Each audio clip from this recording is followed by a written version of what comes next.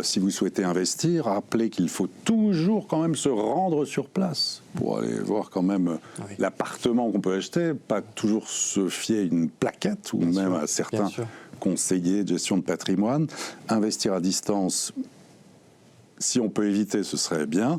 Étudier le marché, la tension locative en période de pénurie de logements à louer. L'investissement locatif, c'est bien, mais il ne faut pas faire n'importe quoi. Ne pas s'orienter uniquement sur une ville, mais plutôt penser quartier, voire rue, aujourd'hui même bâtiment. Il y a souvent des écarts de prix importants selon les rues, selon l'orientation, selon la situation. Mesurer, on l'évoquait, la nouvelle donne environnementale, les biens classés F et G, les passoires thermiques, quel type de travaux engager, les décotes éventuelles, se renseigner sur les travaux, côté copropriété, il faut vraiment éplucher tout ça, les projets d'urbanisme qui peuvent donner de la valeur ou au contraire pénaliser l'investissement, se renseigner auprès de sa mairie, connaître les règles locatives en vigueur aussi, il y a de l'encadrement des loyers dans certaines villes, pas partout, les prix de l'immobilier sont à la baisse mais pas partout et pas au même rythme, les valeurs sûres ne vont pas voir leur prix baisser, se renseigner au maximum sur les bonnes plateformes comme Figaro Immobilier, mais aussi chez les notaires, vous financez avec la Fédération des promoteurs immobiliers.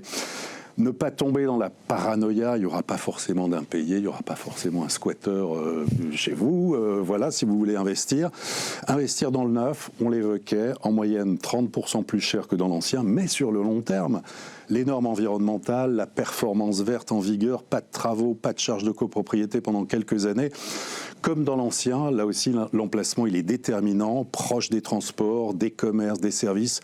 Regardez à la loupe, vraiment les secteurs qui peuvent prendre de la valeur. On parle aussi, bien sûr, du Grand Paris Express, on l'évoque, des futures gares. Investir dans l'immobilier, c'est le pari de la confiance. C'est vraiment le pari de la confiance, le pari de l'avenir. Ça peut être un excellent placement pour vous, à moyen, long terme, pour votre famille.